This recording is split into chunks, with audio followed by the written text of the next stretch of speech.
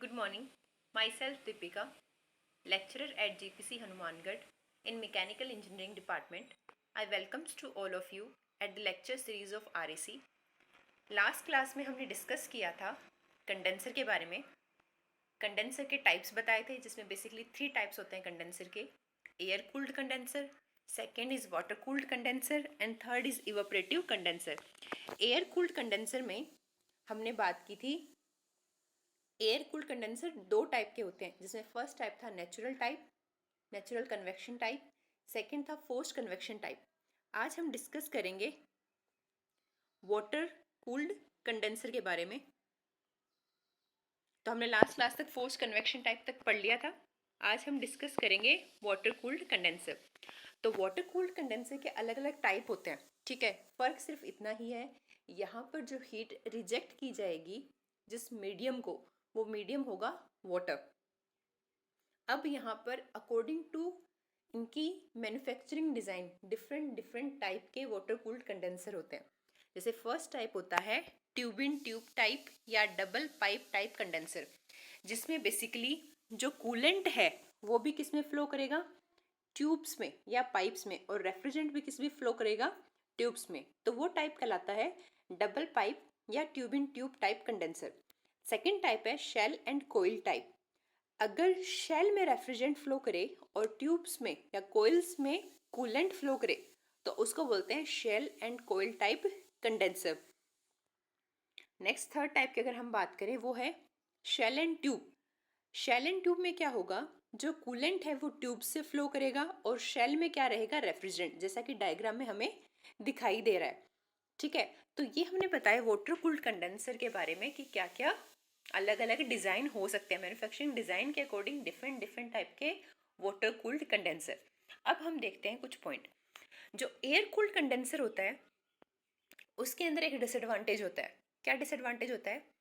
Disadvantage होता है कि जो हीट ट्रांसफर कोफिशिएंट होता है एयर का वो वाटर के कंपैरिजन में कम होता है. अब हम कंपैरिजन कर रहे हैं एयर कूल्ड कंडेंसर का और वाटर कूल्ड कंडेंसर का, कि हमें क्यों इवापोरेटिव कंडेंसर की तरफ जाना पड़ा. जो एयर कूल्ड कंडेंसर होते हैं वो बेसिकली उनके फ़ायदे होते हैं कि एयर इजीली अवेलेबल है, ठीक है.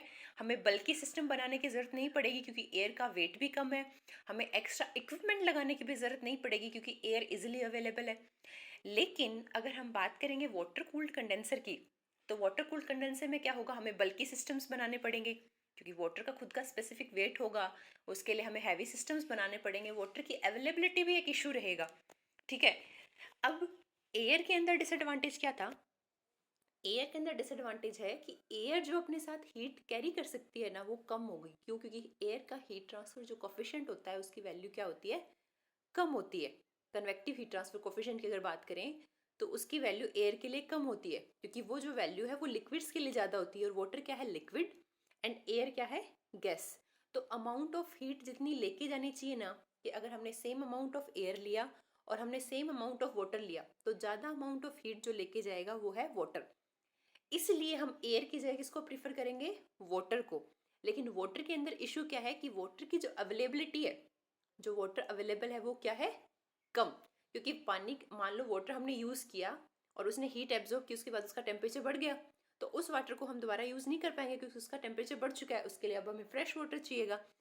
इस वजह से हम वाटर कूल्ड कंडेंसर यूज़ नहीं कर पाते. तो एयर कूल्ड कंडेंसर और वाटर कूल्ड कंडेंसर, इन दोनों के पॉजिटिव नेगेटिव को ध्यान में रखते हुए फिर थर्ड टाइप आता है जिसको हम बोलते हैं इवापोरेटिव कंडेंसर. इवापोरेटिव कंडेंसर, क्योंकि वाटर कूल्ड कंडेंसर का एडवांटेज था कि हम ज़्यादा अमाउंट ऑफ हीट लेके जा सकते हैं. तो डायग्राम में देखते हैं. सबसे पहले यहाँ पर ये है रेफ्रिजरेंट की लाइन जिस पे रेफ्रिजरेंट एंटर हो रहा है. ब्लैक जो लाइन दिख रही है वो रेफ्रिजरेंट की है, जहाँ से रेफ्रिजरेंट एंटर हो रहा है इस ब्लैक ट्यूब्स में और बाहर निकल रहा है, ठीक है. इस रेफ्रिजरेंट की लाइन के ऊपर लगी हुई है नोजल्स जिससे वाटर को स्प्रे किया जा रहा है, ठीक है. अब इसमें ये वाटर आ कहाँ से रहा है, वाटर आ रहा है नीचे वाटर पंप से, और नीचे बना हुआ है वाटर का स्टोरेज. तो ये जो नीचे वाला लोअर पार्ट है ये है वाटर स्टोरेज, ठीक है. इस वाटर स्टोरेज के पास में लगा हुआ है वाटर पंप जिसकी हेल्प से हम वाटर को ऊपर लेके जा रहे हैं और नोजल और स्प्रे की हेल्प से वाटर को हम यहाँ पर स्प्रे कर रहे हैं. यहाँ पर डाउनवर्ड डायरेक्शन से, जैसे अपर डायरेक्शन से वाटर आएगा नीचे की तरफ एंड डाउनवर्ड डायरेक्शन से ऊपर जाएगी एयर, डाउनवर्ड डायरेक्शन से नीचे से क्या जाएगी, एयर। यानी अब हम क्या होगा, सबसे पहले जो वाटर की ड्रॉपलेट है, पहले थ्योरी पढ़ लेते हैं, then we will explain it. Upper direction में एयर ब्लोअर्स भी लगे हुए हैं, ठीक है, और बीच में लगा हुआ है drift eliminator. In evaporative condenser, both air and water are used to extract heat from the condensing refrigerant.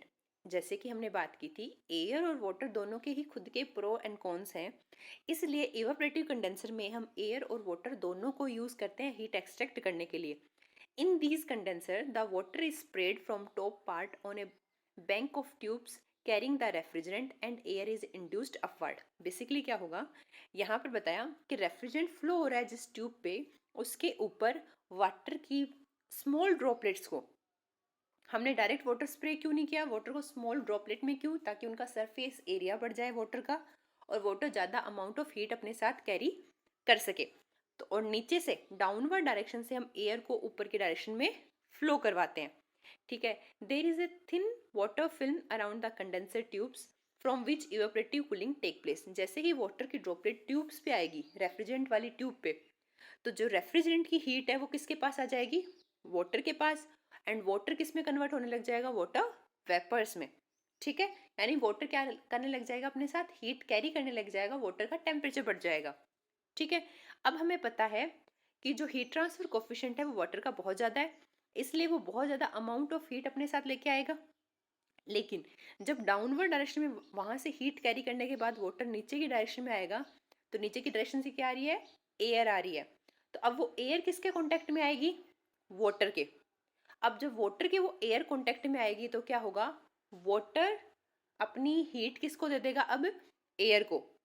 Water किसको दे देगा अपनी हीट, एयर को, और वहां से वाटर नीचे की डायरेक्शन में कलेक्ट हो जाएगा। यानी हमने क्या किया, वाटर जो कंडेंसर था, वाटर टाइप कंडेंसर थे, उसमें इशू क्या था कि वाटर का टेम्परेचर बढ़ रहा था, ठीक है, इसलिए वाटर की अवेलेबिलिटी का इशू आ रहा था। अब हमने क्या किया, एयर की हेल्प से वाटर को कूल किया।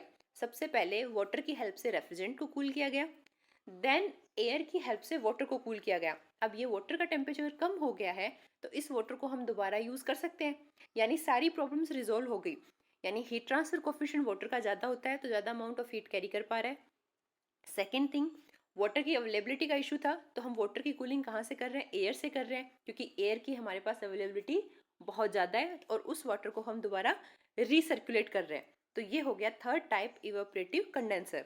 हमने कंडेंसर के 3 टाइप पढ़े, एयर कूल्ड कंडेंसर जिसमें हम रेफ्रिजरेंट की कूलिंग करते हैं एयर की हेल्प से, वाटर कूल्ड कंडेंसर जिसमें हम रेफ्रिजरेंट की कूलिंग करते हैं वाटर से, एंड इवेपोरेटिव कंडेंसर जिसमें बोथ एयर एंड वाटर का हम यूज करते हैं रेफ्रिजरेंट से हीट को एक्सट्रैक्ट करने के लिए। अगर हमें कंडेंसर का एनालिसिस करने के लिए बोला जाए तो हम क्या बोलेंगे, बेसिकली सिंपल सा तरीका होता है एनालिसिस करने का, कि अगर रेफ्रिजरेंट ने जितनी हीट रिजेक्ट की है, ठीक है, उतनी ही हीट कूलेंट ने एब्जॉर्ब की है, तो हम क्या लिख सकते हैं, heat rejected by refrigerant equals to heat absorbed by coolant. ये सिंपल तरीका है, ठीक है। अगर एंथैल्पी की टर्म में भी लिखना चाहो तो भी कोई दिक्कत नहीं है, वैसे इतना डिटेल में आपके सिलेबस में है नहीं, तो आपके लिए सिर्फ इतना ही इंपॉर्टेंट है, heat rejected by refrigerant equals to heat absorbed by coolant.